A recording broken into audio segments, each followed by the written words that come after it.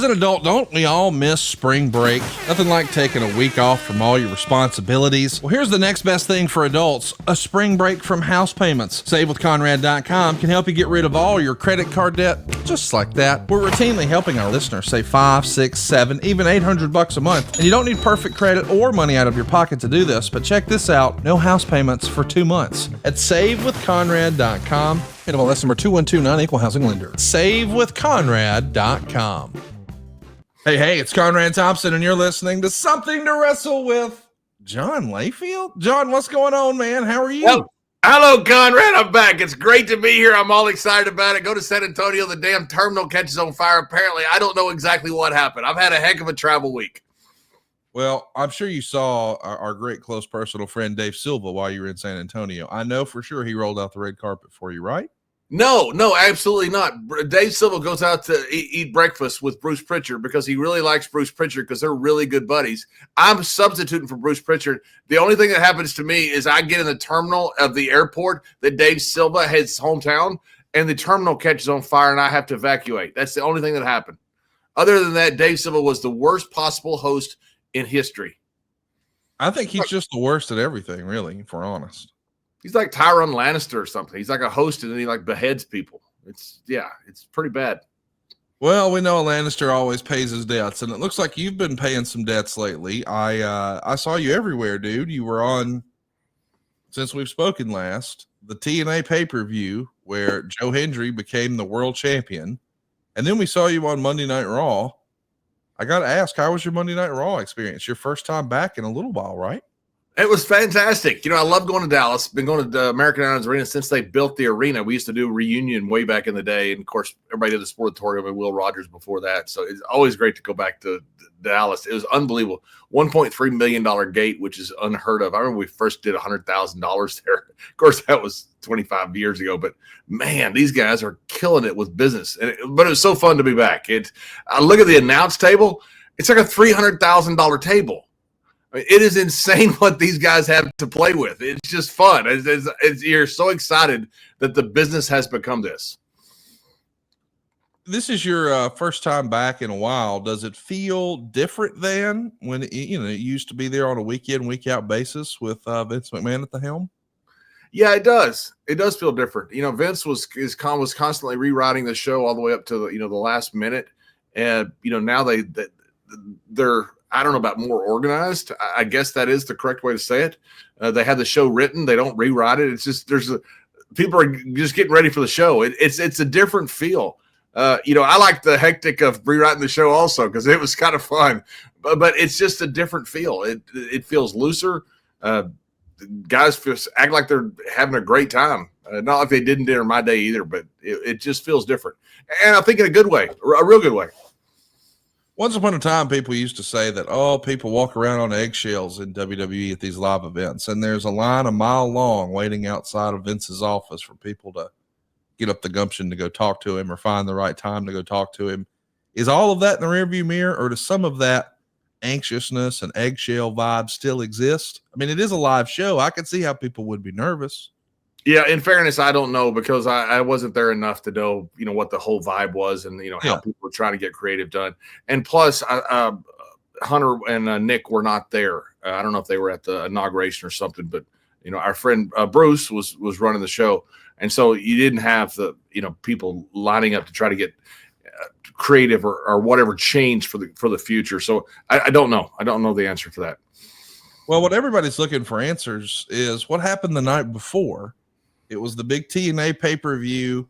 What an incredible show it was. I thought Santana and Josh Alexander just put on a clinic. I'm sure you got to see that match. What'd you think of that one, John? That Josh Alexander is one of the best workers in the world.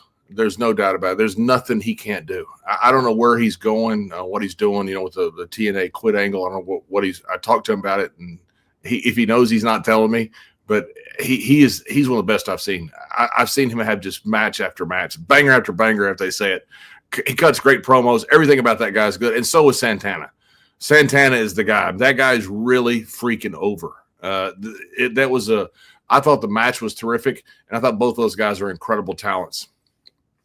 Nick Namath's reign came to an end, and the world decided we believe in Joe Hendry. His parents were sitting front row, and he wins the big one. But John, we keep seeing you around Joe Hendry matches. What's going on with you and Joe Hendry? Well, also around Nick Nemeth matches. So it's Nick is to me one of the best workers in the world. Period. Any federation, I've never seen Nick have a bad match. I called most of his matches when he came in because I was doing commentary. Man, he and Del Rio, I saw him down in Mexico have another great match. I've never seen Nick have a bad match, and he is in better shape now than he's ever been. I just saw him taking a picture backstage. I said, "You're Benjamin Buttons, dude. What the hell? Good grief, man." I mean, most guys age. He doesn't. He's better than he's ever been, and he looks better than he's ever been. I have a lot of love and respect for Nick for his work. And Joe Hendry, to me, is, I think, the most over guy outside of anybody outside WWE. It's amazing the presence that Joe Hendry has. And you look at the social media stuff he does. His hit he did at Netflix, I guess, was the highest rated social media thing they had with WWE. I mean, Joe Hendry is incredibly over right now. And people are asking me, do I believe in Joe Hendry? You're going to find out real quick what I think about Joe Hendry. Okay. I don't know what that means, but I will continue to be watching TNA. I'm pretty fired up about that. It will unfold itself very easily in the next few months, whether I believe in Joe Hendry or whether I don't believe in Joe Hendry. But there will be something with Joe Hendry. Well, stay tuned, boys and girls. I don't know what that means, but I can't wait to see what's next. But I do know what's next for Stories with Briscoe and Bradshaw. If you've enjoyed hearing John here on the program for quite a while now, stepping in for Bruce, let me just mention, you got to check out adfreeshows.com because Stories with Briscoe and Bradshaw is there now, early and ad-free. You want to talk about a heck of an archive. They've got conversations with DDP, Dory Funk Jr., Mark Henry, Kurt Angle, and so many more. Even rare conversations with Brian, Rock's right-hand man. Go check it all out right now. You're going to be in for a wild ride with the Okie and the Texan on Stories with Briscoe and Bradshaw at adfreeshows.com. How much fun have you and Mr. Briscoe had on this podcast over the years, John? It's been one of the most fun things I do every single week, and it's been that way for several years now. We started during COVID, and we were on a text like everybody else is with a bunch of guys, and somebody said, "Hey, why don't you guys do a podcast?" I said, "Well, probably nobody will care." And so that's when we started doing our podcast in COVID, just literally to give people something to smile about. And we started interviewing guys that were our friends, and it's very different when we're doing it with them. It's like, they're contemporaries with us. So it's like being in a car. It's like being in a bar. That's what people say that listen to it. And it's just been a lot of fun. We don't really do dirt. We just have fun with guys, and we let them tell whatever stories they want. And we have probably a bigger archive of old wrestlers' talent than probably anybody in the world right now. I don't know anybody that would have any more. Maybe there may be, but we have probably 4 straight years every single week of different talent. And all that's archived there on our YouTube channel. We've got some incredible stuff. We got some incredible stuff with Ricky Medlock was just on one of the original drummers of Leonard Skinner, telling us about shooting the scene with Michael Hayes, shooting the video. It's pretty cool to get these guys on and let them tell stories, because the statute of limitations has run out is what it is. So guys tell stories that you're thinking like, I'm not sure I'd tell this, but they don't care. They just want to have fun and tell it. I love it. Go check it out. Anywhere you enjoy podcasts is Stories with Briscoe and Bradshaw. And of course, now it's on adfreeshows.com. So listen, let's pick up where we left off. It's an exciting time in wrestling at the end of 1996, but we're cruising on in to what's going to be my favorite year ever in wrestling, 1997. And we kicked the year off with news that the WWE has some sort of a partnership with AAA. They're trying to add some lucha flavor to the World Wrestling Federation because they've got this big Alamo Dome show coming up in San Antonio. It's going to be a hero's welcome for Shawn Michaels there. But I wanted to ask you, what'd you think of, because I think this would have been the first time there was some sort of an official partnership, and we know it wasn't really long lasting, but the idea that the WWF was working with another company is kind of different in 1997. What'd you think of them working with AAA? I thought it was a good move, and especially in San Antonio, because obviously I know that market very well. I grew up just north of there, and I knew it very well. With the Jose Lothario there and all of the great stuff with Blanchard and so many great luchadors there. I thought it made a lot of sense. It was also, I realized at the time, is desperation. I mean, we're getting our ass kicked. kicked by WCW. So this is not something that we would have done if WCW was not around. And if WCW is not beating us every single week and then bringing them cruiserweights, they bring in all these different guys. If it wasn't for all that, none of this would have happened. I think this is a little bit of, I don't know about desperation, but certainly sometimes you do things because of situations, and that this was one of those. We got to talk about that Royal Rumble in 1997. It's a big one. It's one of my favorite ones, but it's most known for the main event, I suppose. Of course, you had that legendary performance by Stone Cold Steve Austin, but Michael Jordan had a flu game, and I guess Shawn Michaels had something similar here. He doesn't feel worth a shit, but here he is on the heels of a big-time main event against Vader at SummerSlam 96, and then they pivot to Sid. We've talked about what happened to Madison Square Garden, an incredible performance by Sid and Shawn. And now Shawn's going to win the title back. But what people remember is just a couple of weeks after that, the I Lost My Smile promo in Lowell, Massachusetts. It's a time where Raw's being preempted, so it's Raw on Thursday.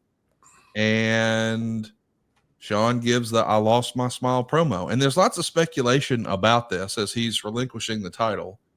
People are under the impression, John, that this is not a real injury and he just doesn't want to work with Bret Hart and return the favor at WrestleMania 13.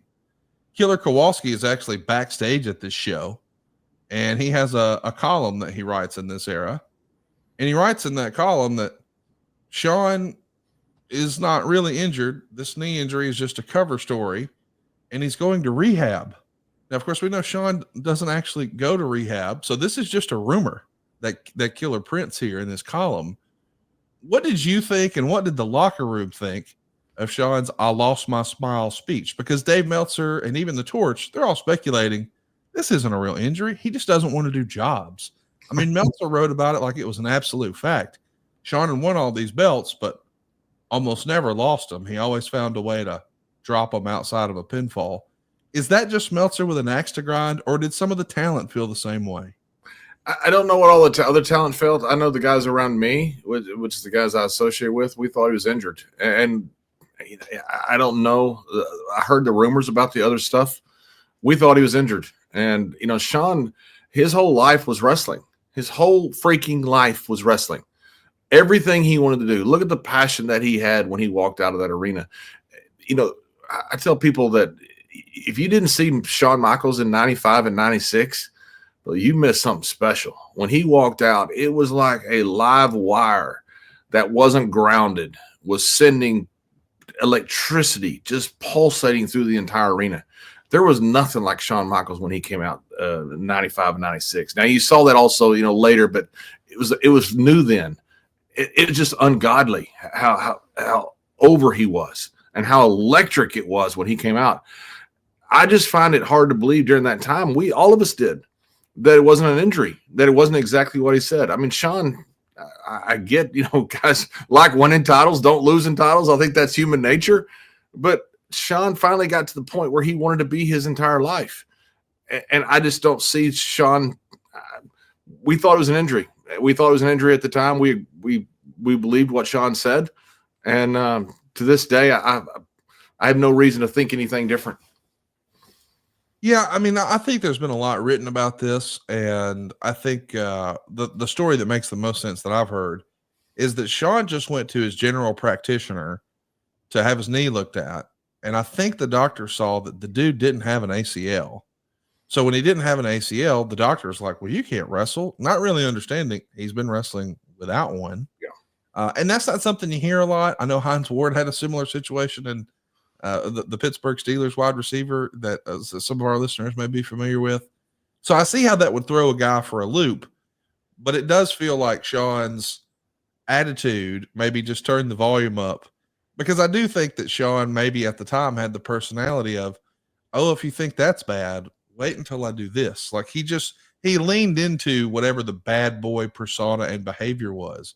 Like we even heard a story once from Scott Hall where he asks a guy, hey, what's your finish? They tell him, oh, I can't wait to kick out of it.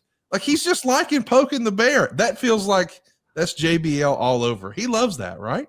Absolutely. God, but you know what? Guys used to do that all the time. I look forward to kicking out of it. That was not like a real dick thing to say. What the guy probably maybe took it that way. If he did, so what? I mean, come on. You got to be a little tougher than that if the guy took it hard. I have no idea how the guy took it, but guys used to say stuff like that all the time. We would constantly mess with guys.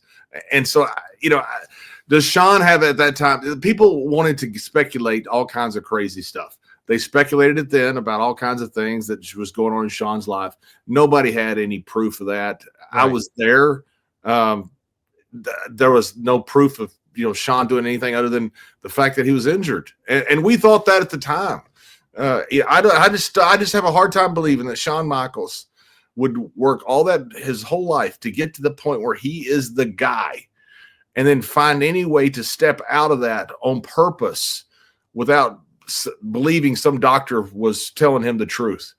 I've been to a bunch of doctors where they look at me and go, "Oh, you can't do anything." The doctors, they practice medicine. I mean, these guys are, you get 3 doctors and then one of them's going to tell you have to retire. One of them's going to tell you you're fine. One of them tells you have to go have surgery. It's just, that's why I call it practicing medicine. These guys aren't, they're doing the best they can, but they bring their own mindset into their analysis.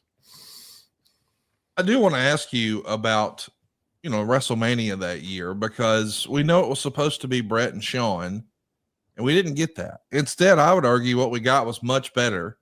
It was Bret and Austin with Ken Shamrock as the special guest referee. It was a submission match. Austin has revealed he was shocked when he heard it was a submission match because, well, he didn't do any submission holds. But that didn't keep them from having what a lot of fans, myself included, still consider to be the best WrestleMania match of all time. Did you get a chance to see that one live? Are you watching on a monitor, or are you just busy on show day and you see it after the fact? And what did you think of that match, John? I thought it was one of the greatest of all time. Hey, by the way, we got to go back to the Royal Rumble too, because we got to go over Mil Mascaras eliminating himself. Oh my God, what a great line! The Royal Rumble. So, because it was, there was almost a fight that day with the Mil Mascaras and Barry Windham. I didn't know that. Tell me that. Yeah, absolutely. Lanza, obviously one of the Blackjacks. Apparently Mulligan had some heat with the Mil Mascaras. I don't know exactly what it was, but they worked together a lot.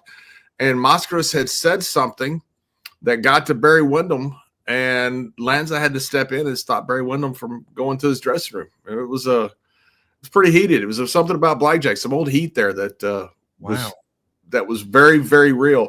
And Mascaras made sure he wasn't ever around Windham after that, throughout the day. Mascaras had some heat with some different guys, and they kept them separated. But something was said about Mulligan, and Lanza was the one that had to intervene and stop Windham from going after Mascaras. They never got face to face. They never got in the same room. But it was, I'm not sure how I'm not sure how it got repeated to Barry, but something was said, and I think was said on purpose about Mulligan. There was apparently a lot of heat there between Mascaras and Mulligan, and I'm not sure what it was. But then, Mascaras did the elimination where he wasn't eliminated. He went to the top rope and jumped over, did a La Plancha, and eliminated himself by mistake. So it was, a typical kind of luchador elimination. Have you heard Bruce tell that story before? No, I haven't. He's talking with Mil Mascaras about, he obviously, Bruce being a Texas guy, is thrilled with the idea that they have Mil there. And as he's really anxious to talk to him, and they're discussing, the function of a Royal Rumble match and explaining it to him and making sure he understands and what they need. As the story goes, Bruce says that Mil would pretend like he didn't understand any English and would say, "No job." Like he's not going to do a job, which I just thought was hilarious. No job. And we actually sold a t-shirt here years ago at Something to Wrestle that just had his mask and no job. There was nothing like Mil. Mil was something else. Mil picked me up one time, and I realized later it was Mil. We broke down on the way to, I can't remember, it was Nuevo Laredo or somewhere, going from Monterey. I was working for Elizondo down there, CML, I think it's whatever it was. And I realized now it was Mil Mascaras that picked me up. Now, he wasn't driving, obviously, because he had a driver.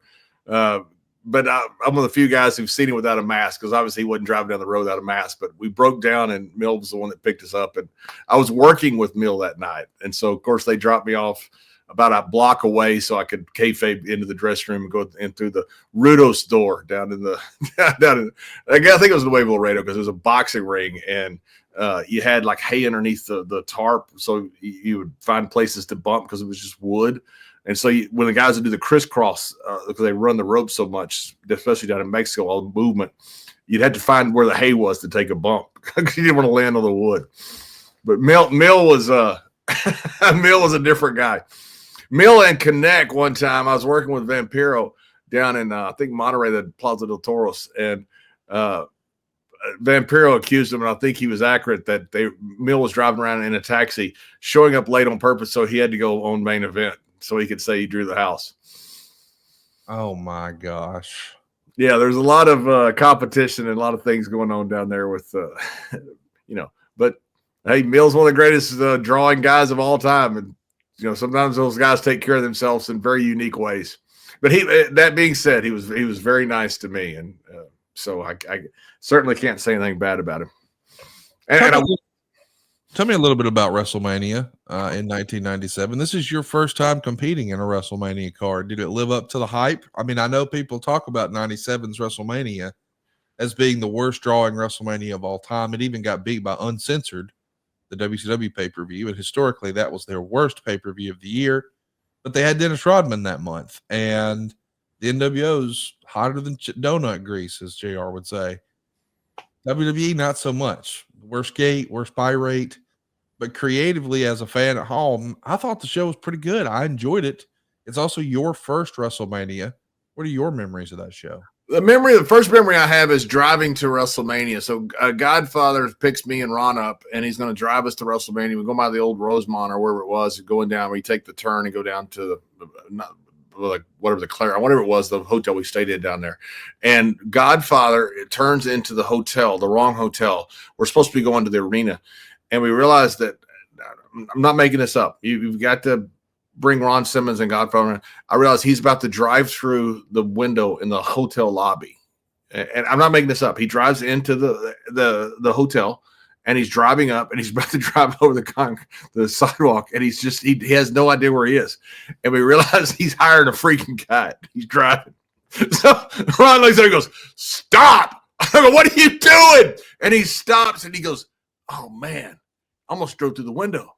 And now we realize this man who's been on the cover of High Times has really had a good morning for something. Wow. And so he backs up. He starts driving to WrestleMania again. This is on the way to the show, by the way. This is like whatever in the morning. And he's driving down the road, and he goes, "Did you guys see me almost drive through that window?" No, we weren't in the car. What'd you pull over? You can't drive any further. So that was my start for WrestleMania that day, was Godfather trying to drive through a hotel window. My God. So you get to the building, and man, it's an interesting time because you've got a young Rocky Maivia, what's going to be Rikishi, but right now he's the Sultan. Somehow the Iron Sheik is in the mix. Captain Lou Albano and Rocky Johnson and Tony Atlas, they're all front row. Shawn Michaels is going to do commentary for the main event. As the legend goes, The Undertaker wrestling Psycho Sid for the world title. We know it's going to be Taker's time to be the world champ for the second time. Allegedly, Sid shit his pants that night. And I want to ask you, how common is it to shit your pants when you wrestle The Undertaker?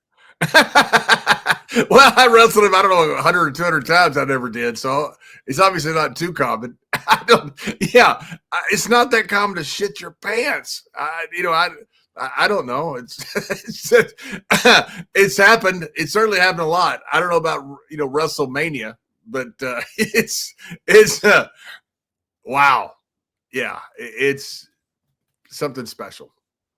The next night on Raw, Brett is going to cement the double turn. That's really what WrestleMania 13 is known about. Stone Cold Steve Austin comes in as a heel. He leaves a babyface, the hero who wouldn't quit, or the anti-hero who wouldn't quit. And Bret Hart is going to become a heel, but only in the United States. What'd you think of that creative? As a wrestling fan, I thought it led to maybe Brett's best promo work of his entire career. I thought it was terrific, and I thought the whole angle was terrific. I thought the whole part with Bret Hart was terrific. I thought the whole thing with Stone Cold was terrific. You know, everything changed during that time. The good guy didn't wear a white hat anymore. You know, and I'm talking about the movies change. You had Rambo coming out that was now all of a sudden, it wasn't like this guy that was this good guy that comes through, you know, the quiet man that goes back to Ireland and ends up, you know, is this good guy. You don't know what his past is and all that. This is a brooding guy in Sylvester Stallone. You saw the same thing start happening with what Schwarzenegger was doing in movies. Movies were changing. You're now having this anti-hero. That's what was creeping into WWE. You know, WWE is not necessarily leading the social change. A lot of times they're the mirror of the social change. And I think that's what you're seeing. And Stone Cold is just starting to get over like $1 million. You know, after that Austin 316, that changed everything. Everything in the wrestling business, you can go back to that seminal moment and realize everything changed. Now, the problem was, you know, Steve was a replacement. And obviously they expected Steve to get over. They didn't expect Steve to say something that would become the biggest catchphrase of all time. All of a sudden, Steve says it, and I'm not sure at that point you've got this lightning in a bottle. You don't really know what to do with it. Now, Austin 316's signs are showing up everywhere. Steve's this huge anti-hero. Society has changed where they welcome the anti-hero, and Steve is leading the freaking charge. He's flipping people off. He's drinking beer. I mean, he is perfect. And Brett is the old standard great champion. He's perfect for the guy that now is the bad guy. The world's changed. These roles have just changed, and these were the two perfect people to do it. I love that story. I do think that Brett was doing his very best work that year. I mean, it was really awesome stuff. But something else I wanted to ask you about on that particular night, the night after WrestleMania in 1997, is you and Barry Windham turned down a contract from Jim Cornette to be your manager. And I've addressed before that I love the new Blackjacks. I think the look was cool. I thought it was the right two guys. But, man, I could have got behind you guys having Jim Cornette as a mouthpiece. You being an old school guy, I'm sure you would have loved that idea. That wasn't the creative, but could that have been fun? You and Barry Windham as the Blackjacks with Cornette as a manager? Barry and I would have loved to have been with Cornette. I mean, absolutely loved it. I think the world of Jim, and I still do. He's brilliant, absolutely brilliant, and he can get heat in a freaking igloo. Jim Cornette's awesome. You look at his podcast now. He's one of the few guys who can go on this rant, and all of a sudden, at the end of it, you realize it was actually coherent, and it ties itself back around. You know, he's a very smart guy. And I guess they were coming in with the NWA angle where they're bringing in different guys. I guess that's why we turned him down storyline-wise, because me and Wendell didn't want to. we took Cornette in a heartbeat. That would have been fantastic. I love the new Blackjacks. I think we could have gone either way with it. I think we could have gone either like a new type biker type gimmick instead of the old Blackjacks, but you already had DOA at that time, the Harris Boys. I guess you had the Harris Boys at that time, but I thought we could have done it a couple different ways. You know, my thought all along was Lanza okay with it, because Lanza and I were good friends, and Lanza told me that he thought it was great. So I was very happy about it. Love the tag team, and I would have loved to have had Cornette as our manager. I wish the creative had been different.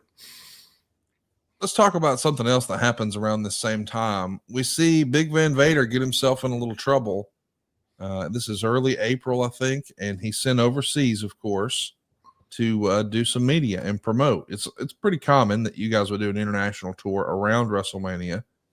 Well, he finds himself on a morning show, I believe, with The Undertaker in Kuwait.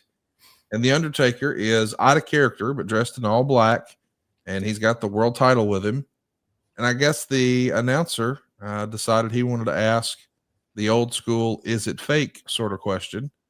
And Vader didn't take too kindly to that and roughed him up on camera.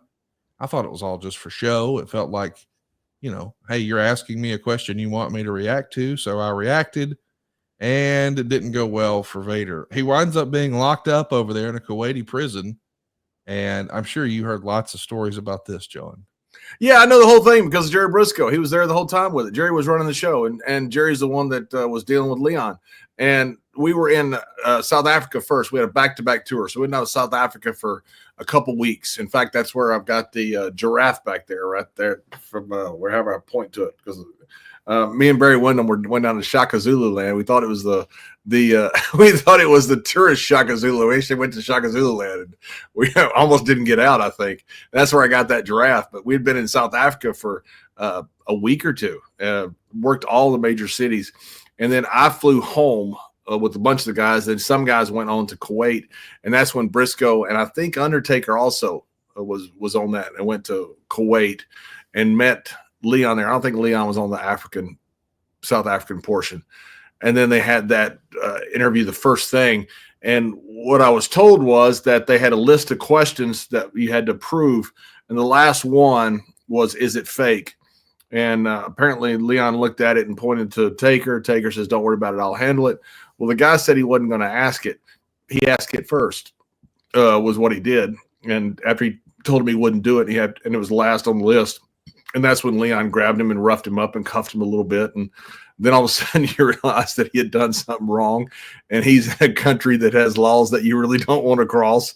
And he wasn't put in prison. He was he was put on house arrest in the hotel. And Briscoe's the one. That's when Briscoe and he almost got into the fight in the hotel room. Leon end up having to – the special forces in the Army went to Gerald Briscoe and said, hey, we have a way to sneak people out of the country. Said, do you want us to get him out of the country? I guess they had like an elephant crate or something. I don't know what it was. They're going to sneak him out of the country and take him to Paris and then like let him out and let him run around, or whatever you do when you get stuck out of a country. And Briscoe was sitting there talking to him, and he called Vince, and Vince said, you're not going to do this, are you? And Jerry said, no. Vince goes, good. So literally the Army was going to sneak Leon out of the country because they weren't sure what was going to happen to him if he had to go to trial. I mean, they weren't going to execute him or anything like that. It wasn't that bad, but he was under house arrest. And so finally, when the WWE left, they had to leave Leon behind. And Jerry said Leon would just like sit there just looking up like a lost little puppy.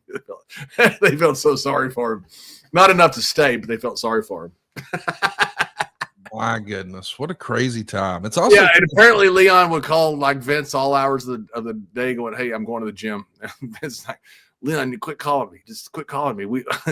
You're in the hotel. You're fine. We're going to get you out. So, yeah. Tell me a little bit about what the boys thought when everything came to a head with Brett and Sean. It's a story that we've discussed a million times here on Something to Wrestle. If you haven't already, check it out in the archives at somethingtowrestle.com. But a series of events lead to Brett and Sean getting physical. It's been described as a hair-pulling fight. Other people say it was more than that. Sean walks out and says he's never coming back, and it's an unsafe working environment. And you were there. What do you remember of the day where Brett and Sean took it too far in real life, backstage, before the cameras were on? Yeah, they're in the bathroom, and Pat Patterson was in there, and Davey Boy, and it wasn't a hair-pulling fight. They were in a fight. They came to blows on them. These are tough guys. They're not going to sit there and pull each other's hair. Now, some hair did come out, but that's what happens in a fight. You grab hold of whatever you can, and for leverage or whatever you need, and that's what happened with Brett pulled some Sean's hair out. But yeah, they got to fight in the bathroom. We knew it happened. I mean, if you'd asked the boys, let's pass around a betting sheet about, are Sean and Brett going to end up in a fight? I think most of the boys would bet on yes. They didn't like each other. There was a personality conflict, and they both were going for the same spot. They're both good guys, and you knew this was going to happen. I mean, I don't think anybody was shocked that it happened. I think we were shocked it took that long to happen. But we knew it was going to happen. It's unfortunate, but it does get physical, and the show goes on. Meanwhile, on the other channel, it feels like WCW couldn't possibly have any more momentum. The NWO's white hot, but we're also seeing a different version of Sting, Crow Sting. You're a guy who, before you were in the WWF, I'm sure saw a lot of Sting, and he was the franchise player in WCW. But now that he's completely changed that character around, and the NWO is the hottest thing, what did you think? Or did you even have a chance to keep up with any WCW? I know you're on the road all the time, but Are you able to keep tabs on what's happening there at all? Yeah, because we had the monitors on at WWE. Howard Finkel would monitor the monitors, what's going on, to let Vince know if something was coming up, and we would change our live show. That's why I say that you'll never have anything like this again in the history of television. It's like Saturday Night Live has a comedy live show that's going head to head with them, and they're changing the show based upon Ron White just walked out here, Larry the Cable Guy walked out here, Dave Chappelle walked out here. You just don't. It just doesn't happen in television. This was a crazy time. I don't think this will ever happen again. But we were getting to see a lot of the WCW because we had their monitors on, because we were monitoring their show during our live show, because we would react sometimes to what they were doing live. And I thought WCW was killing it. They were killing us, certainly. I mean, this Sting character came out of nowhere, and what a great character they had when they came out with this. And we're sitting there, our two top guys are fighting in the bathroom. And they're killing it. It's just we're dysfunctional, and things happen, on rosters. It's not we're not blaming either one of those two guys, but you just kind of look at it and go, man, they're killing, they're hitting everything on all cylinders, and we're not. We had some great talent. I really thought during that time, Conrad, I thought one of the differences, our guys are going to wrestle half an hour. Our top guys. And I thought that could be the difference, because you aren't going to have their top guys wrestle great matches half an hour, and with Brett and Sean and Steve and Taker, you couldn't get those guys to go under a half an hour. I mean, those guys love to work, and they were great workers. And I was hoping that would be one of the things that might turn the tide. I got to ask you about the sit-down interviews that JR was doing on Raw in this era. This feels like a departure. We've never really seen anything like this before in WWE. He's going to interview Goldust and Marlena, where they're basically going to say, hey, we're really Dustin and Terry, and here's our real life story. And we're going to try to turn that into some storyline. And we do the same thing with Mankind. When we learn about Mick Foley and how he didn't hope to be Mankind, he hoped to be like Shawn Michaels. He wanted to be Dude Love, and Dude Love becomes a thing on the heels of this. And of course, we would see in September the debut of Cactus Jack. So we're going to have three faces of Foley here established in 1997. What do you think of pulling back the curtain a little bit? It's sort of a work shoot thing that JR was doing with Goldust and then Mankind. And, you had worked with Goldust and seen how over that character was. Were you surprised that Vince felt like talking about the guy behind the character? This feels like a real no-no from years ago. Is this Vince Russo's influence, or what do you think changed for Vince McMahon to think, okay, we'll do this? I think it had a lot to do with Vince McMahon and maybe Hunter. After the curtain call, Hunter was the one that got punished, and Hunter's the one that went to Vince and said, hey, listen, the biggest reaction that night was the curtain call. And Vince said, okay. He said, we're going to get there, but not right now. And so you could tell Vince was, from that reaction that Hunter reported, that conversation, Vince was getting to the point where you're going to pull the curtain back further. Vince is the first one that officially pulled the curtain back. I say officially because you go back to 1910, and I'm not exaggerating. Go back to 1910. Look at some of the books that some of these guys have written, like Steve Johnson wrote about Jim Londos, and so many of these Ballyhoo book. All these guys, the business has been exposed forever, and so it's not like we're protecting the business. The business was never protected, so that doesn't mean you shouldn't kayfabe. I get all that, but the business has been exposed forever, and I think Vince, when he did that in the mid '80s to get rid of the commissions, Vince was ahead of the curve on that. Now, what you're trying to do is you're not trying to make it into something that is more palatable for kids. You're trying to get rid of the old mafia guys that were the commissions.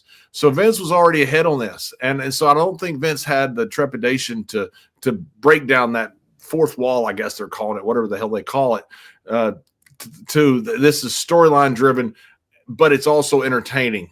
So I don't think it was as surprising because it was Vince. And I think a lot of the influence may have come from Hunter and after the curtain call. I wanted to ask you a little bit about the big pay-per-view that summer, because most people regard In Your House Canadian Stampede as being one of, if not the hottest crowd in the history of the company.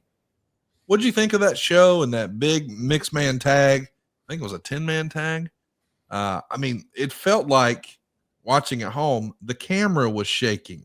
Like the hard cam is shaking because the crowd is so loud.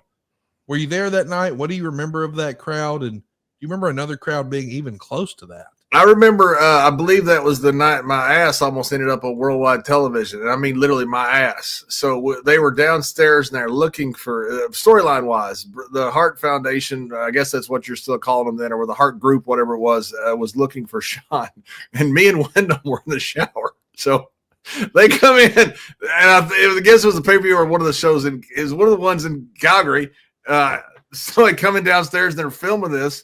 Me and Wyndham here, we're in the shower. So as they look around, like looking in different rooms and stuff, I've been over and I've like mooned them. So just to try to make them laugh. Well, when Owen sees that, he goes, "Hey guys, he's in here." Owen tries to get the camera to shoot me mooning. Oh yeah. I was within a second of having my ass on global television. Davey Boy's the one that stopped it. When Davey Boy looked and like, oh my God, and he stopped the camera physically and turned them. Otherwise, I would have been in all my glory on worldwide television. Tremendous. I love that. Yeah. Yeah. That's how, I mean, it was, oh my God. Yeah. Yeah. Well, I wish that if you were going to be on TV ass naked, that I would have been there to say, "Hey, John, something bad might happen just in case. Take a few of these Blue Chew. Have better sex with Blue Chew." It's the original brand that offers chewable tablets. These erection enhancing tablets help men achieve stronger, harder, and longer lasting erections for sexual activities.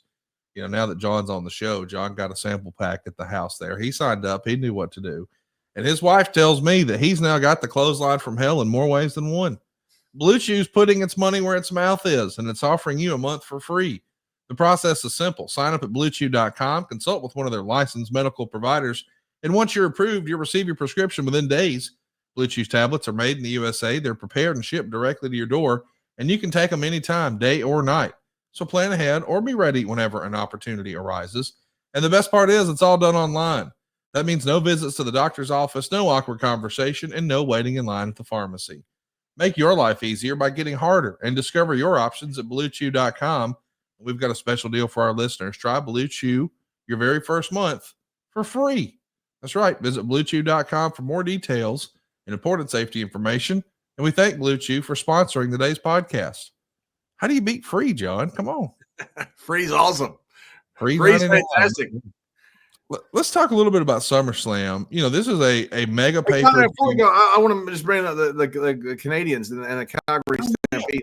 I mean, this was one of the greatest angles ever. I mean, you talk about that crowd, and no, I'm not sure. The ECW crowd, no 405, and we did the one night stand. That was probably the hottest crowd I've ever been in front of.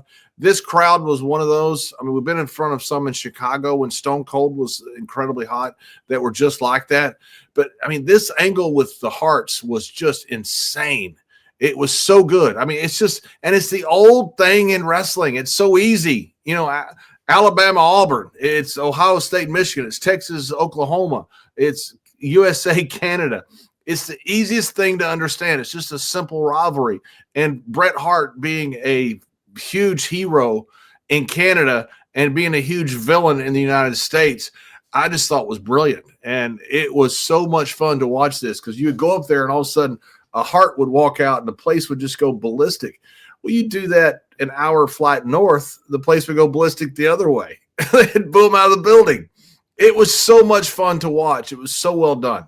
And those two guys, I mean, those three guys really, because you had Sean and Bret, who world-class talent. Then you throw in Stone Cold. I mean, you had three of the best guys anybody will tell you in the history of the business doing it.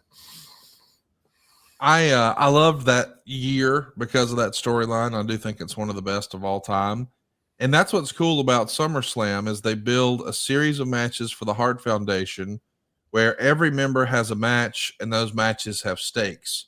But the one I want to spend a little bit of time talking about is Owen Hart and Stone Cold Steve Austin for the Intercontinental title.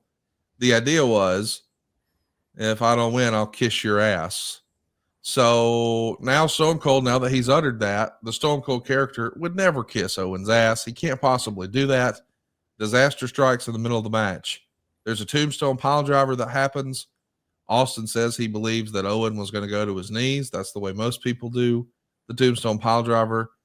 But Owen went to his butt, and he says he's done this before, and disaster strikes. All of a sudden, Austin can't move. He can't feel his extremities, and they have a bowling shoe ugly finish, but Owen does a little bit of stalling. They get it done. So the stip is secure. Austin's the Intercontinental Champion. He will not have to kiss Owen's ass, but he's going to need help walking to the backstage area because, man, he is not good physically. And we know the damage this does to his neck. This becomes a sore subject for Austin for the rest of his career. We know a few years after this, he winds up having to have major neck surgery done. And unfortunately, we lost Owen. Where was the locker room on this? When you see a guy get hot like this, and one of the more beloved figures in the locker room, as I understand it, Owen Hart, he's the guy who hurt somebody. Clearly, it wasn't done intentionally. But, man, this is just a bad situation all around. What do you remember the reaction being from the locker room? Was there heat on Owen for this is what I'm trying to ask, I guess. No, there wasn't. There was no heat on Owen. Zero from anybody that, and I was in the locker room. There wasn't. It was a mistake. It was something that shouldn't have been done. There's no doubt about it. Scott Steiner used to do this. He'd turn the guy up for the suplex and he'd spin him like that, and catch him like that. The difference is Scott Steiner could bench press 600 pounds and could hold a guy that very safely. That's why Scott could do all these crazy suplexes. He was incredibly safe. Not that Owen wasn't safe, but you've got a guy with Steve that's so big and so unwieldy. And Owen is, not this massive big guy that can control him.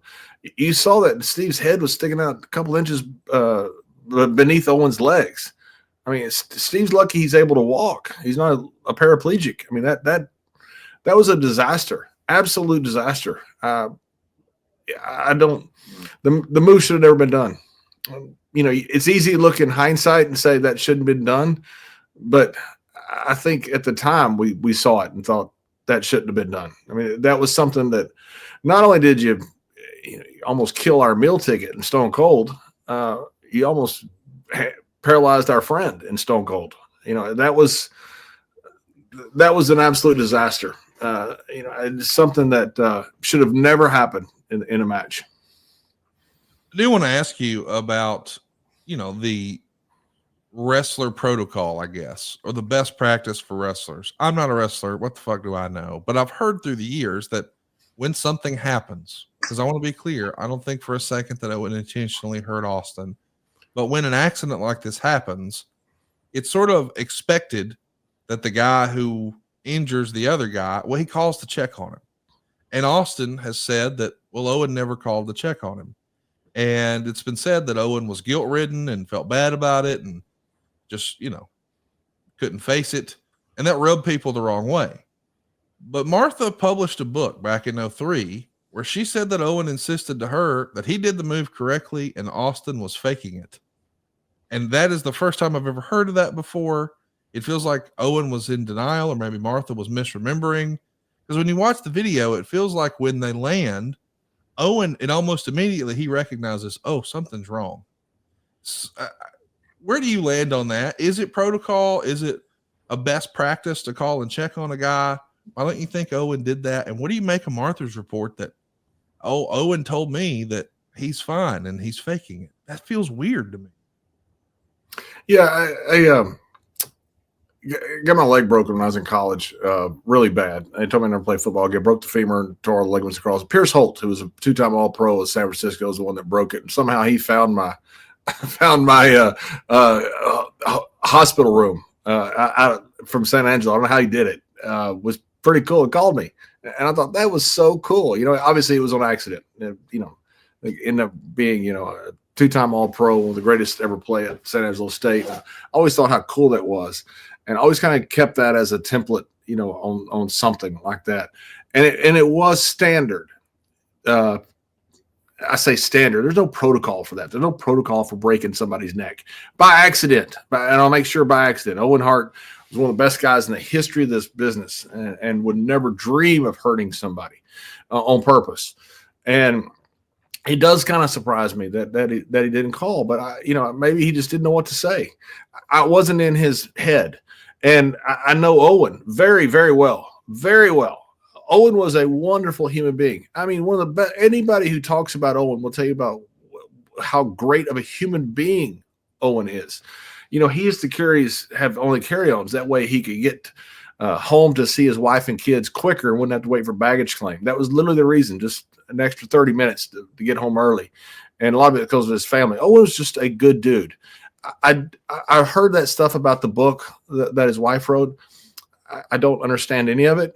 And I'm certainly not going to dispute what she wrote. I don't think she would put something there that knowingly she thought was false. But I never saw that from Owen as far as, Steve faking it. that was not within the realm of possibility at all. You look at the tape. Steve's lucky. Yeah. Steve's lucky to walk. I mean, His head was sticking out between Owen's legs. Steve's like, my God, man, Stone Cold is lucky not to be in a wheelchair because of that. And the fact that he came back and became, this incredible star after it, an even bigger star, Steve was very lucky. But as far as not calling, I don't know. I would thought that Owen would have, but Owen obviously had some reason that he didn't, and maybe it was because he was guilt-ridden. And I will give Owen Hart the benefit of the doubt 10 times out of 10 because I know what a wonderful person Owen Hart is. I know Steve later had a problem with the "You Broke My Neck" T-shirt because they didn't clear that with him, and I think he had a little bit of a problem with that. But that had nothing to do with Owen. That had to do with creative. By the way, I know that Steve, it's different when it's about you, and I get that. I don't think for a second it was intentional. But when I saw the Owen 316 says "I just broke your neck" shirt, I just thought, oh, they're just doing the old "I broke Wahoo's leg" T-shirt, right? Right. Yeah. Yeah, that was the idea. The problem was they didn't clear it with Steve, which again is just a phone call. And that's not on Owen, by the way. That's on WWE. That's not on Owen. I mean, they gave Owen a shirt to wear out there. That's not on Owen. That's on WWE. Somebody from WWE should have called Steve to at least make sure Steve didn't have a problem with it, or at least let him know it was coming. Steve's a worker. He understands all that. I think when Steve, sits at home and he's got this broken neck, he went from being perhaps going to become the hottest guy in the business. I don't think he could foresee him becoming the biggest draw of all time. Maybe he did. If he did, he's freaking Nostradamus. But we thought he was going to be hot. We didn't realize how hot he's going to be. I think him sitting at home and he's hurt. All of a sudden he sees this shirt.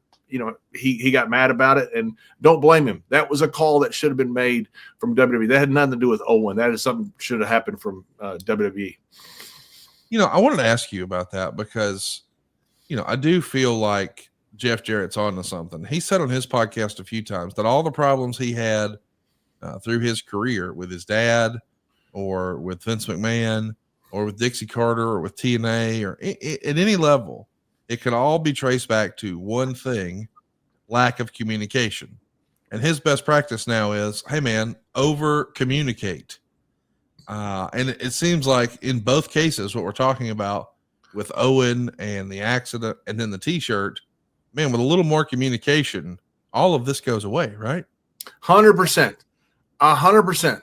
I mean, Owen Hart, if he were alive today, I think he would feel bad that people are questioning why he didn't call. Because, again, I give Owen the benefit of the doubt 10 times out of 10. I know what a wonderful person Owen Hart was. And Owen Hart apparently, whatever was said about it, he was too grief-stricken to call. I believe that. I have no issue with that. But if Owen just calls, all this is remedied. If Vince or Bruce or somebody calls about the T-shirt that "I just broke your neck," all of this is taken care of. This is 2 phone calls away from not having any issue to talk about, almost 30 years later. So yes, it's all about communication. I wanted to but a lot of guys didn't communicate back then. We would do. People say, "Were you shooting on your promo?" We all were shooting on our promos. You go out there and you wouldn't tell the other guy what you're going to say. You'd say something, you'd try to get them because you thought it was fun, and how they reacted live TV, it worked. It was just different back then. There wasn't communication like there is now. Now guys clear everything. They clear phrases. They clear all kinds of stuff, which is good. It takes a little bit of surprise away, but for the most part, I think it's probably much better. But we didn't have good communication back then, and it did lead to issues. Let's talk a little bit about Bret Hart, because by the time Monday Night Raw has their very first live show from Madison Square Garden, of course, the WWE's ran a million shows at MSG, but the very first Raw at MSG was September of 97. We see Cactus Jack make his debut there. We see Stone Cold Steve Austin get arrested by the police after he gives Vince McMahon a stunner, maybe one of the worst looking stunners of all time. Horrible. And then more importantly, the big story happens before the cameras are even running. Vince meets with Bret and says, "Hey man, I can't afford your contract. See if you can get that old deal from WCW." And Vince is telling this to Bret as he's the world champion. Did you know that happened that night, or when did you guys find out that, hey, Vince told Bret, find a way to get back to WCW? Not till later. We started hearing rumors about it. We were getting killed. And, by the way, Bret Hart said about Madison Square Garden, it may not be holy, but it's sacred. And it's just the greatest way to phrase of Madison Square Garden. It's so cool to be in that iconic arena. And the deal with Bret, it's funny because we didn't have – we talked before about guaranteed contracts. We didn't have a problem with Bret. We weren't making any money. Most of the boys weren't making any money. Bret and Taker were, and a few other guys were, but we didn't have a problem with Bret. Bret was this great champion. You had no issue with that. Now it's funny because, and I'm not. They're going to take this out of context. The guys that love to put the "got you" comments on the. But when Merrill came over the first guaranteed contract, we're like, "Who's this guy getting a guaranteed contract?" That was different because he wasn't one of us. There's a little bit of pushback, stuff like that. There wasn't with Bret, not from the boys. And then guaranteed contracts, thankfully, became the norm. Big shout out to Kevin, Scott, and Eric for making our business much better with the guaranteed contracts. But we had heard that Vince was starting to have a problem with this. And Vince at the time, a lot of this was desperation. A lot of things we did. You brought back Sid, you brought back Warrior. You talking about bringing in the Luchadors in San Antonio, the Billionaire Ted skits. There's so many things that Vince was doing because we were getting killed by WCW. And the one thing he's thinking is, I can't lose my great champion. So he signs Bret to this huge deal. Then he starts thinking, maybe I signed him to too much money. And so Vince then is wanting to get out of the deal. And we did hear the rumors about it. We weren't sure how much were true. And, we were hoping that they weren't true because we were hoping he had the money to pay Bret. Because if he didn't have the money to pay Bret, he didn't have the money to pay any of the rest of us either. So we were rooting for Bret. It's interesting to see how it's all going to shake out. We know that there's still going to be the September and the October pay-per-views. Those are in your house shows, and on neither show is Bret in the main event. He's going to be working with the Patriot Dale Wilkes, who had a cup of coffee in the big time with the WWE. I thought that character and persona was perfect for this year, and I was kind of disappointed we didn't see more from the Patriot. What did you think of Dale? I love Dale. I like Dale very, very much. Dale was a terrific guy, good worker, really good worker, and over, which is kind of strange because you didn't have the mask tradition in the States like you had in Mexico. It's hard. Rey Mysterio getting over like he has with a mask, being able to get empathy like he does. He's the greatest mask wrestler of all time. No offense to Santos and Mil Mascaras, but my opinion, it's Rey. It was tough because Americans didn't understand the mask like the South of us did.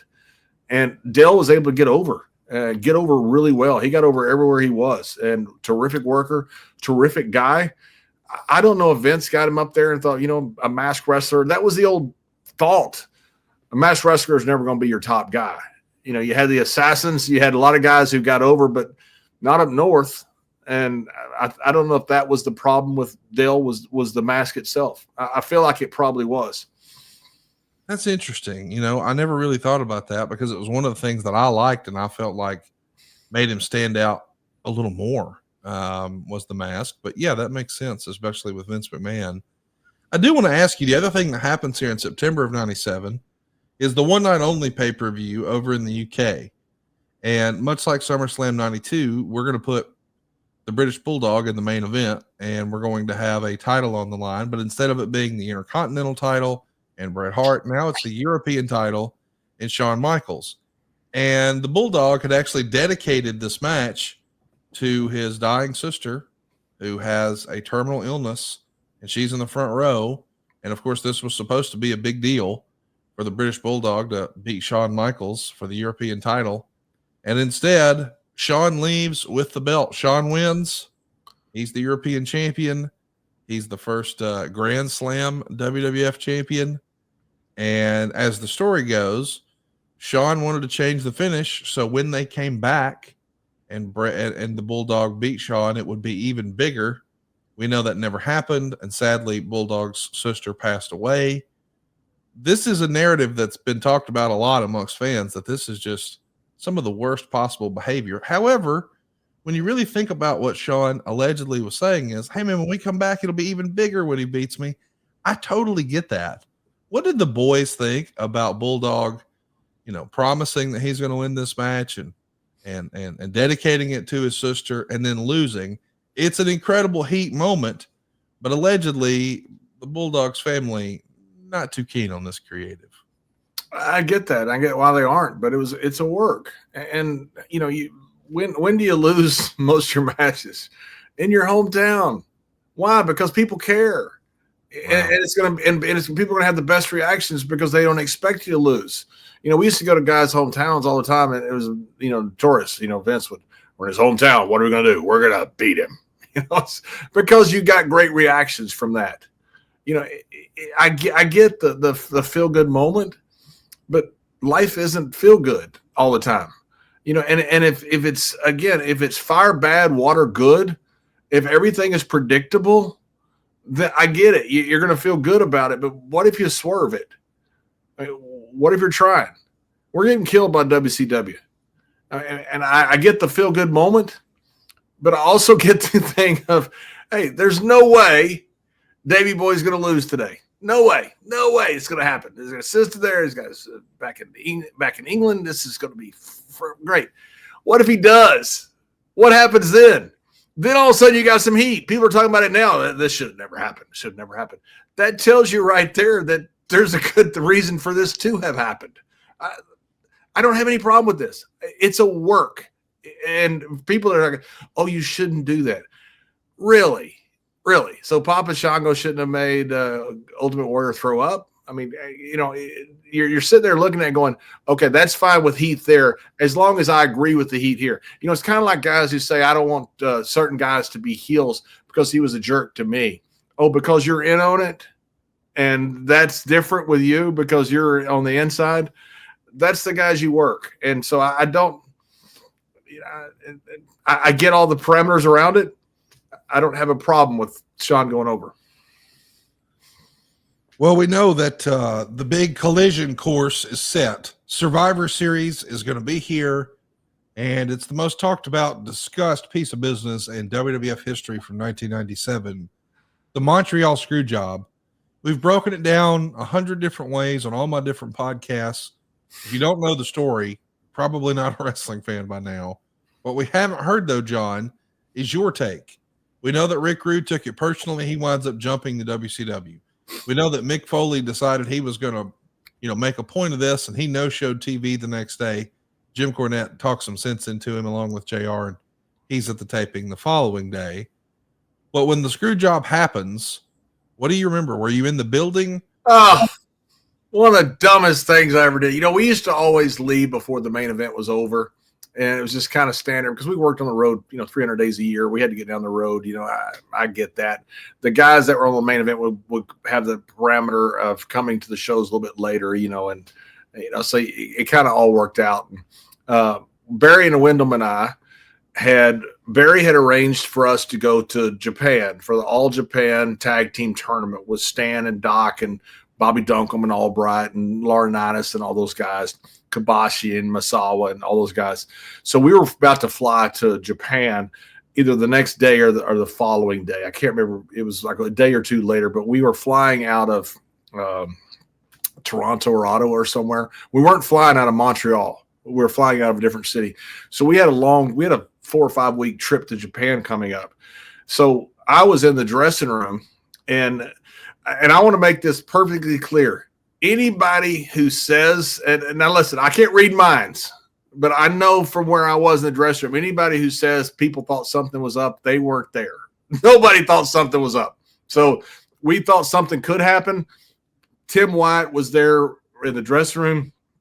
I said, "Hey, Tim, anything going to happen tonight?" He goes, "Nah, I don't think so, kid." No one thought anything of it. No one thought this screw job was coming. You know, that Briscoe had arranged with Sean. Right before the match, Dave Hebner comes in and grabs him and Earl's bags.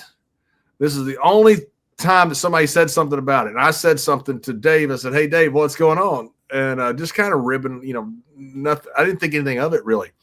And he said, "Oh, just going to get our bags so we can get out of here quicker." I didn't realize, in hindsight, Dave had just been told by Earl, Jerry Briscoe waited right up until almost the music was playing to tell Earl what was going to happen. And he said, "Get Dave and get your car and get it set." Dave comes to the dressing room. I'm in the dressing room when this happens in front of all the boys. And I said, "Hey, Dave, something going to happen?" Because he's putting the bags together in quite a hurry. And he said, no, we're just getting our stuff together so we can get out of the building. In hindsight, I realized Dave had just been smartened up that something big was going to happen. And that's why he was putting his bags in the car. So the match gets in the ring. It looks like it's the normal match.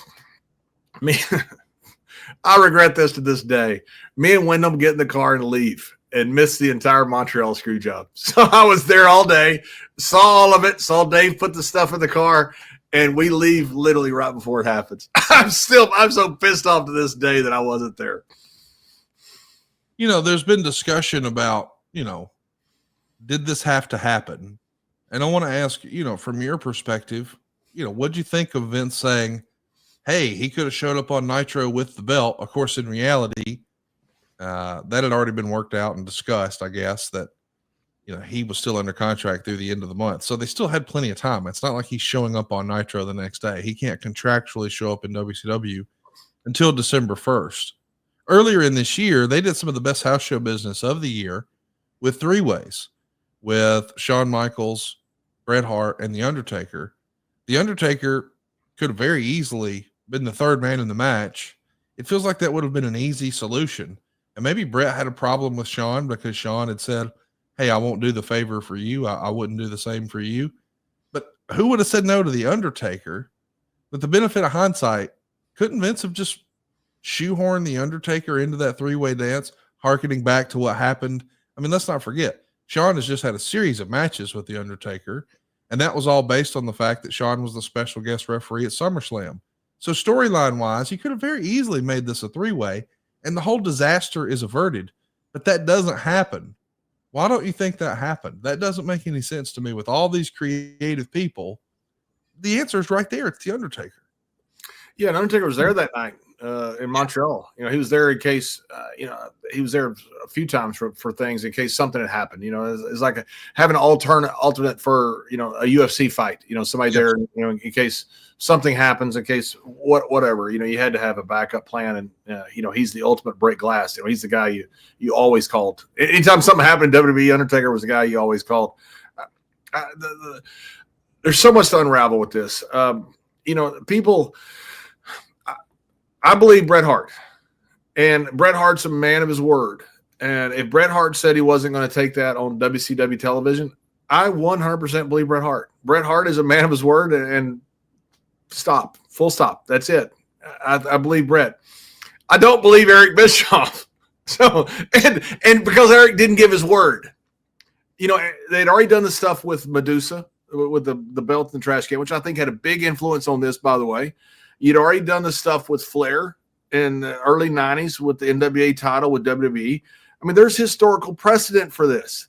I mean, you can go back to the beginning of time in wrestling and see what has gone on with championship belts going to different federations. We're getting our ass kicked by WCW. We're getting beat. They're trying to put us completely out of business. I mean, I'm looking at going to Japan and trying to get a job because I don't think they're going to re-sign me, and I have no idea what's going to happen. I mean, we're in dire straits. We can't risk that title being on WCW television. And again, let me reiterate, I believe Bret Hart. I believe if Bret says he wouldn't have done it, Bret would not have done it. Bret is a man of integrity. He's a man of his word. But Bischoff didn't give his word, and neither did anybody at WCW. And I don't blame them.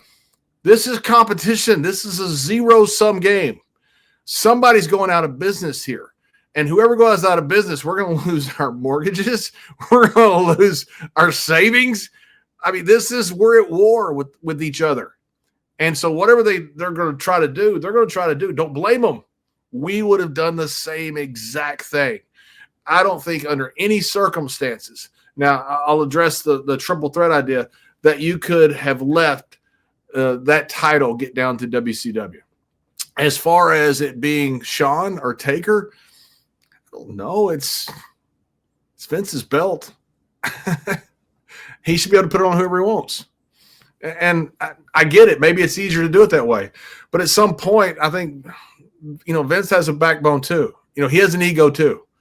And at some point you say, hey, you can't do that, do something else. At some point, whether it's good business or bad business, egos bow up and go, you know what? I got an ego too. And you want to back me in a corner? I'll back you in a corner. Is that childish? Is that good business? Don't know. But it's human nature. And I think that's what happened. Well, it definitely happened. And I think the internet wrestling, just the wrestling world, not just the internet, but the wrestling world was better for it. And that's the reason a lot of people, well, I shouldn't say a lot of people, a handful of people still believe to this day it was a work, John, because you take a look and you see Bret Hart is going to go make more money than ever in WCW. Shawn Michaels is going to become the most hated heel in the company. It's going to create the Mr. McMahon character. Like, it worked out well for everyone. The WWF with Mr. McMahon as the lead heel, he is going to become, he's the reason, the Mr. McMahon character is the reason that the 83-week streak came to an end. Yep. And I know that some people are going to say, no, it was Stone Cold. Well, Stone Cold had been on the show for a while, but it was the idea that Stone Cold is going to wrestle Mr. McMahon. Everybody came over and Raw won for the first time. And now we got some momentum and we built from there. What is your response to those who believe to this day, oh, it was a work. Look how it worked out. Everybody made more money. Everybody was better off. It was a work. It's just the best guarded secret in all of wrestling. You're a dumbass. Period. You're a dumbass. You're a stupid son of a. I don't. You're an idiot. There are people. I can't tell you how many people will tell me they'll watch a football game and go, "Oh, that's a work." Come on, give me a freaking break. The amount of people that you have to get into a work if NFL football was a work. I get people that tell me how the moon landing was fake, and just the preposterousness of the fact that you have to have this entire conspiracy. How many people have to be involved in this? How many people have to be involved in this day? I've got a little podcast with Stories of Briscoe and Bradshaw. The architect of the screw job is my partner, Gerald Briscoe. I can tell you 100% exactly what happened and what happened with the fallout. What happened with Bret punching Vince. I can tell you what happened the next day. The fact that it's a work, I get people want to believe in UFOs and people want to believe in flat earth. People want to have, the Bigfoots out there. I get that. It's fun. It's a lot of fun to say this was a work and this is why it's a work. And you put all the pieces together and it makes sense. I get that. It's a lot of fun to do that. And I have no problem with people doing it. But I can tell you 100% that it was not a work. There's so much intricacies that went into this that and the how mad Bret has been for the last 30 years. It was an incredible screw job, and it's what swung the entire tide for WWE over WCW. And not the screw job that had to deal with Brett, by the way. And when I say that, I want to make sure, because I love Brett, and I want to make sure that I don't say I hope I never said anything negative about Bret Hart, because I don't mean anything negative, because I have that much respect for him. This was not about Bret as far as swinging the tide. This was about Mr. McMahon becoming the evil character. What we got out of the Montreal Screwjob. Think about what we got out of. Think about what WCW got. WCW got a champion that no longer had the title. Now, they thought that's what they were going to get, but they didn't put him on TV right away for whatever reason. I thought that was a massive, massive mistake that they didn't put him on TV right away. We got the evil Mr. McMahon. That's what swung the tide, was the evil Mr. McMahon. So out of this screw job, that's what swung the entire Monday Night Wars. Now, Mike Tyson helped, Stone Cold helped, but that character, Mr. McMahon, was made the greatest character of all time. That was created out of this, and that's what won the battle. That's why WCW ended up going whatever they did. I used the term bankrupt a while back. Apparently they weren't bankrupt. They got bought, but they went under, and that's what swung it, was Mr. McMahon. Let's talk about what you're going to do at the end of the year. You're going to swing through Japan with Barry Windham. You guys have a tour of All Japan Pro Wrestling. This is a big deal, I'm sure, for a guy like you who holds Japan in such high regard. To be able to go over there with Barry Windham, I mean, just a ton of legends. Of course, you're working for Giant Baba, but I know you grew up a big Stan Hansen fan, and now you find yourself in this real world tag league round robin tournament where so many tape trading moments have happened through the years. I mean, this is a legendary tag tournament, and now you find yourself in there with Stan Hansen. Is this just a dream come true for you to end 1997 this way? 100% dream come true. I didn't think I was going to get re-signed. I guess by then we'd already brought in Merrill. Merrill was the first guaranteed contract that came in. And, Brett's contract was, being taken out because of money. And so I'm sitting there looking at it going, they don't want me anyway. They don't want Bradshaw anyway. They're sticking me in a tag team that with this legendary guy, Barry Windham, and I'm not being done anything with. And my contract was coming up either in December or January. And I didn't think I was going to get re-signed. And I thought, I've got to have a job somewhere.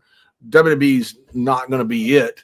And, I didn't know what was going to happen. I know the next day after the Montreal screw job, it was, talk about, people walking out. I was part of the 99.9%. I'm still making more money than I've ever made in my life. I ain't walking out of nothing. What happened between Sean and Brett and Vince, that's got nothing to do with me. I'm making more money than I've ever made in my life. So I've got no problem with trying to unionize the world. Not going to benefit me any more than I'm doing right now. I'm getting paid. And we went to Japan, and the idea was a couple things.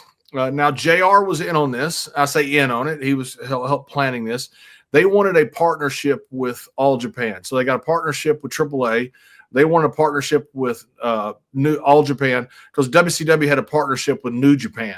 And, that New Japan NWO, I mean, those guys sold millions and millions of shirts, of merchandise. It was an incredible partnership. So Windham and I were the guys, we were the guys going over there to help get a deal. So I wanted two things we're going to do. I wanted to get a job with Japan, period, because I didn't think I was going to get re-signed. So I wanted a job, and I always thought I'd end up in Japan. I always thought that when I went to WWE, I'd be there for 2 or 3 years, because heels didn't stay there that long. I thought I'd be there 2 or 3 years, and I'd end up in Japan with Stan and with Bobby Duncombe. That was what I always thought it would happen. It just happened after 2 years instead of happened after 3 years, but I was still kind of on my plan to go to Japan. And Barry Windham, people have asked me several times, who got us booked? Barry Windham got us booked. Barry Windham called Baba. I believe he called Baba direct, I believe. Barry's the one that got us booked. He goes, "You want to go to Japan, kid?" I go, "Yeah, I need a job." And so Barry got us booked. Barry was going to be the liaison between WWE and All Japan. That's what Jim Ross wanted Barry Windham to be, because he talked to us about this. He said he needs this guy that's going to be there. We did not know the dynamic of John Laurinaitis, that Laurinaitis was already in that role. We didn't know that. We didn't know that how Laurinaitis was already in the office with Japan. He was already kind of assuming the Booker role. He was the one that wanted to be the liaison with the Americans, whoever the Americans would be. In this case, it's going to be WWE, which was, obviously, one of the bigger options out there. And we didn't know that, but we knew that this relationship had a good chance of developing. But that's the reason we went. We went for me to get a job, went for Barry Windham to get a job.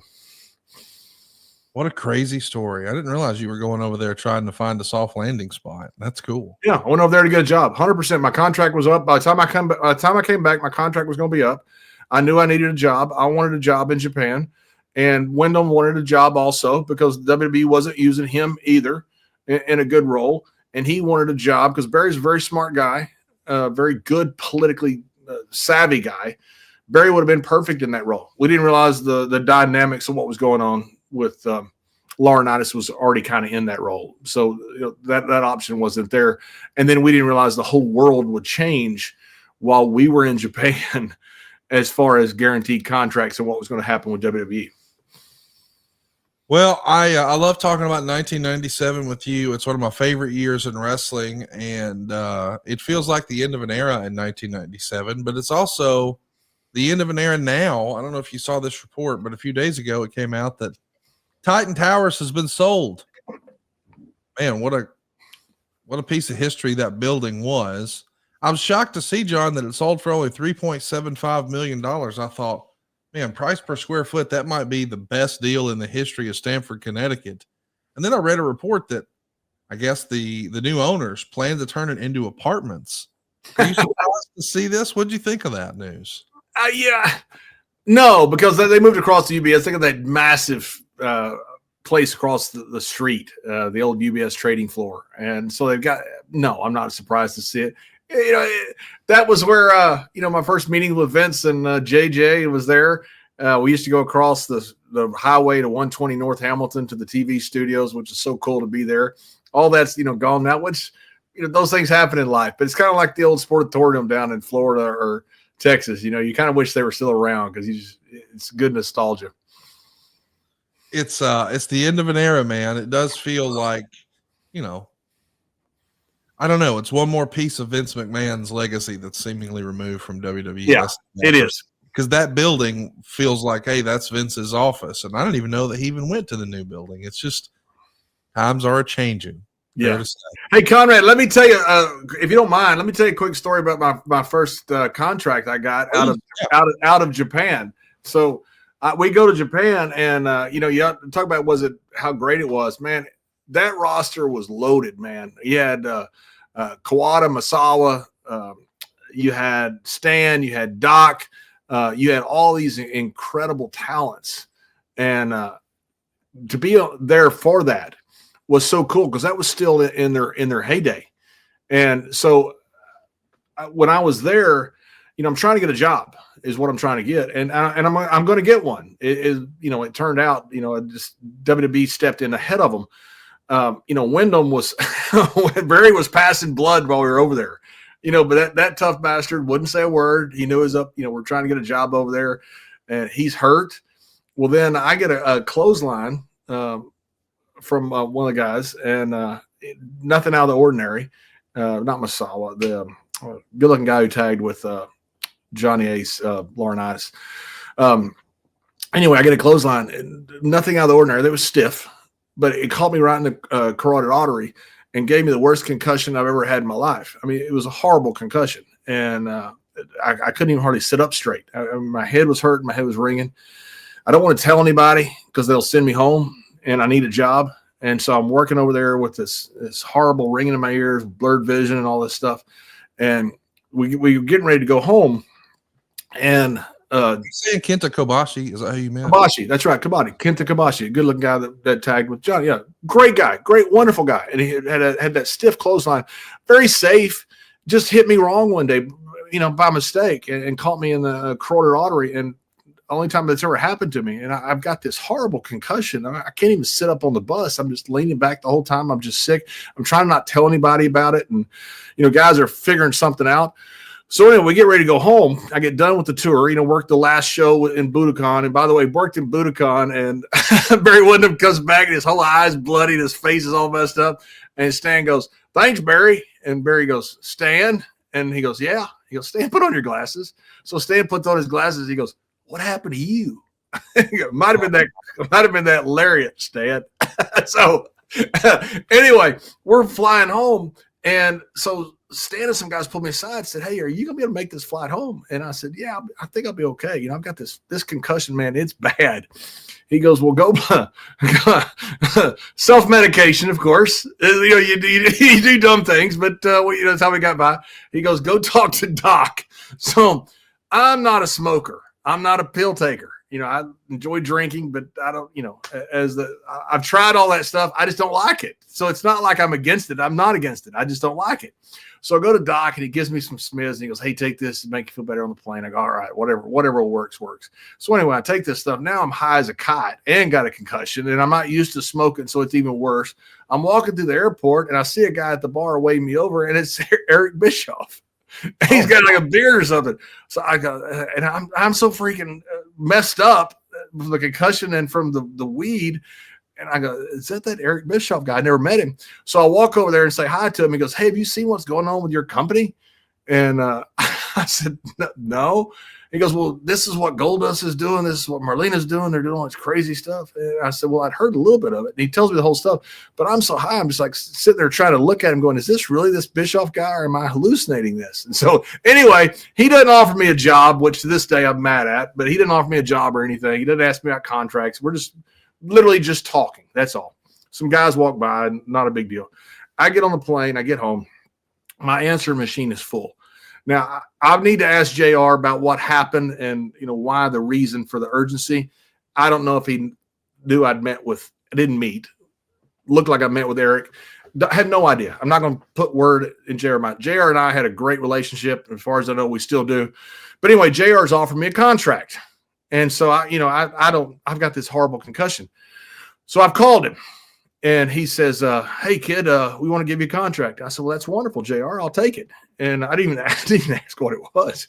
And he goes, we're going to give you 2 years or whatever it was. He goes, we want you to come to TV. And I said, okay. But I don't tell him that I'm not going to come because I've got this concussion. I don't want to get on a plane again because I'm hurting that bad. And plus, I'm damaged goods. They find out I have a concussion, they won't sign me. So I said, okay, where are you at? They said, well, we're in Portland, Maine. Well, it's a 4-hour flight from Dallas. I'm like, I can't get on another plane. My head's killing me. So I said, well, JR, I said, tell you what, listen, I just got back from Japan. I really don't want to come to TV. And, you know, I'm tired. And he goes, okay, tell you what. And while we're talking, he goes from 2 years to 3 years. So now he's raised my contract. Now, maybe he's going to do that anyway. Okay. I want to ask JR about his version of this because I don't want to put words in JR's mouth or anything because he can talk for himself. So he goes to 3 years, which he may have planned on going to anyway. And the money was good, more money than I ever made in my life, more money by far than I'd made my first 2 years in WWE, by far. And they're starting to sign people because the world's changed. You know, Brett's gone down to WCW since that 4 or 5 weeks after the Montreal screw job.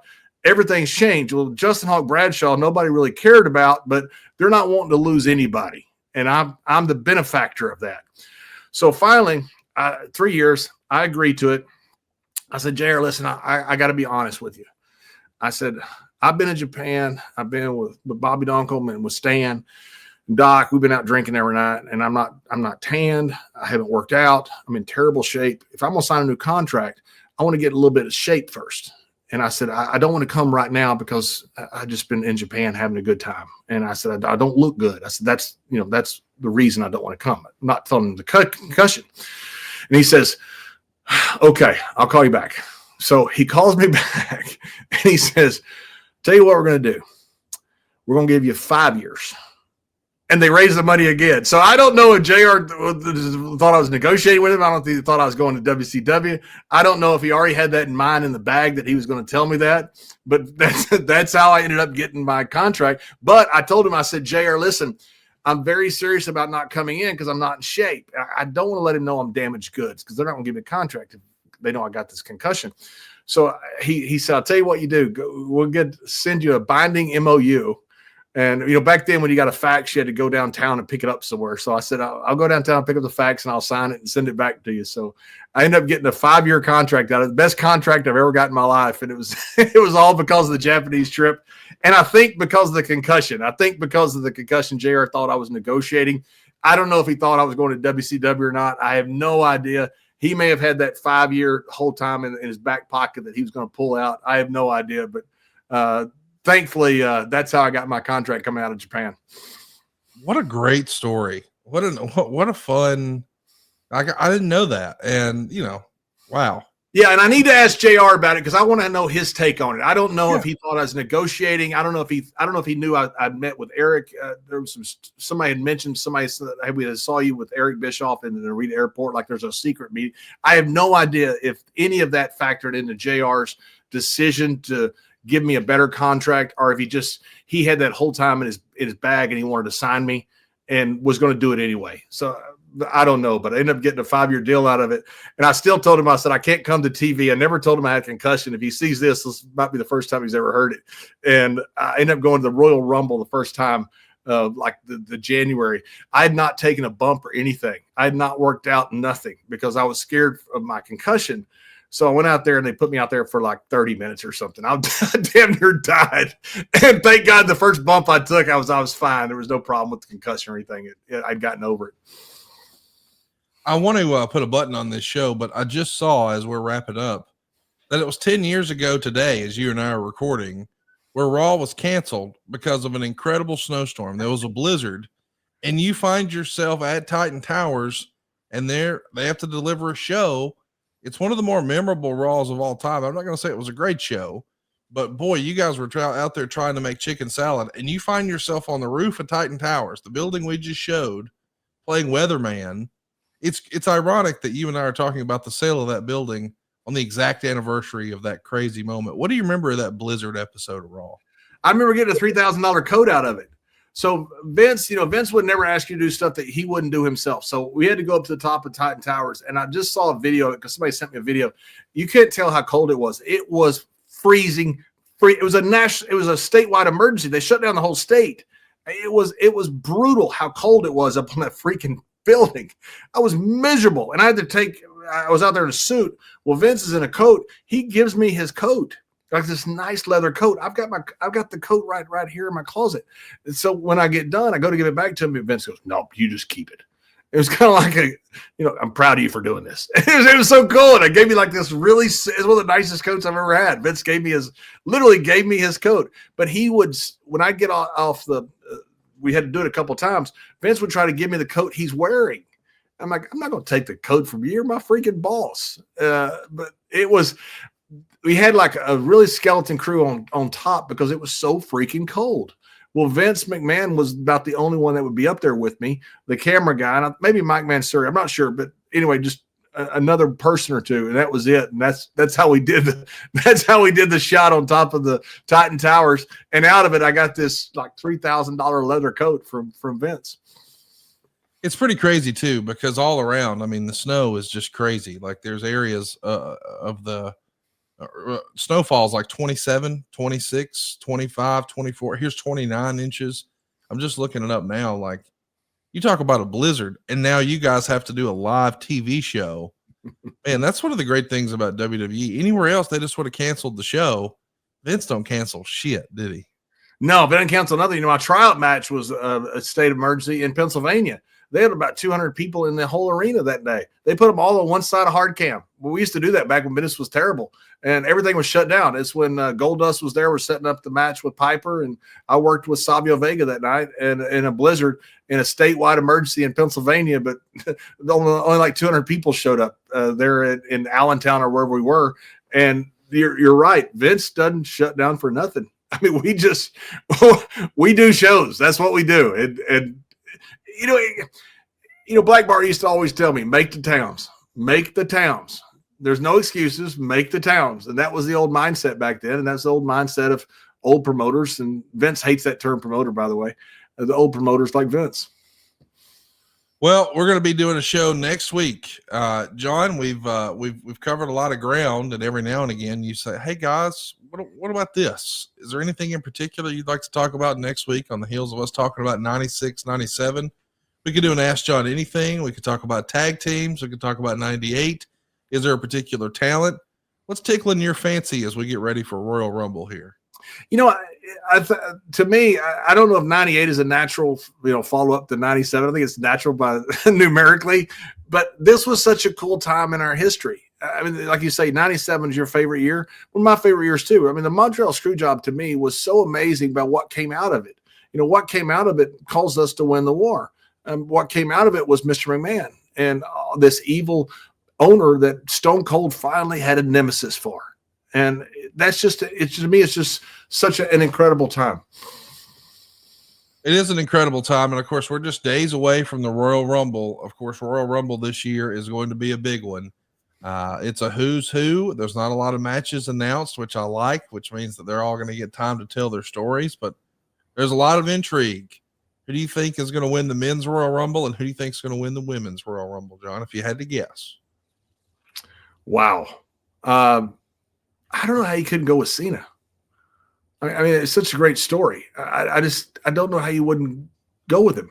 I mean, that to me is, you've got a 16-time world champion, one of the greatest of all time, and carried the company during a G-rated era, which had to be the hardest role of any champion ever. I don't know. There's some, CM Punk would obviously be a great choice. Roman, you got so many choices that are really, really good. I think for the first time, you've got probably 4 to 6 choices that people would look at and go, okay, that all works. I mean, you've got so much parity with these top guys. You've done a great job of building top guys. And I think the Rumble is these shows have been incredible.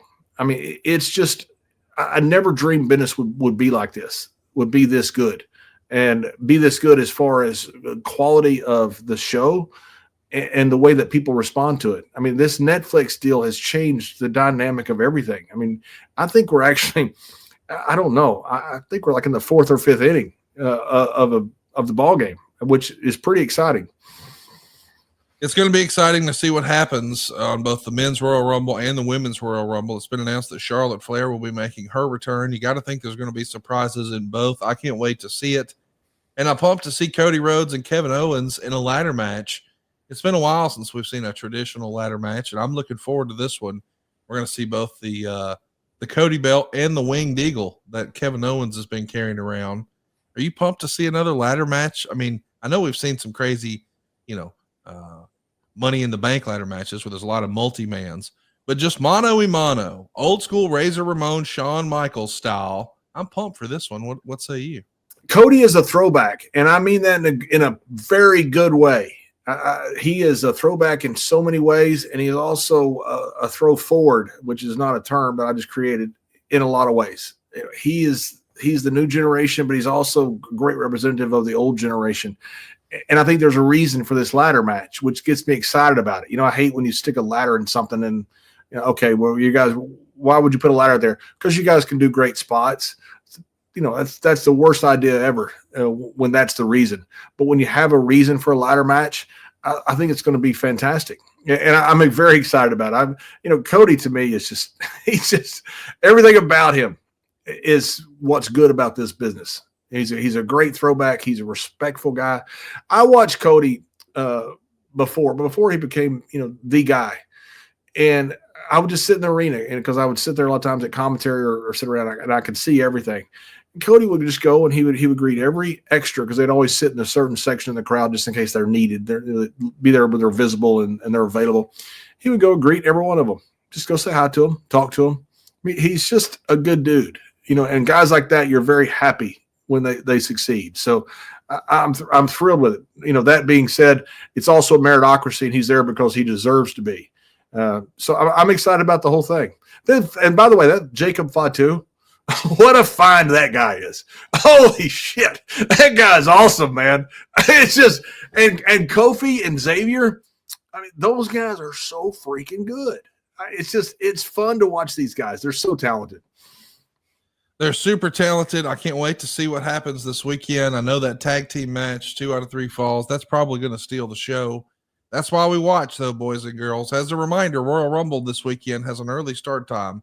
5 Central is when mine's going to start. So be sure to adjust your clocks accordingly. And we'll see you next week right here with John Layfield on Something to Wrestle with John Layfield.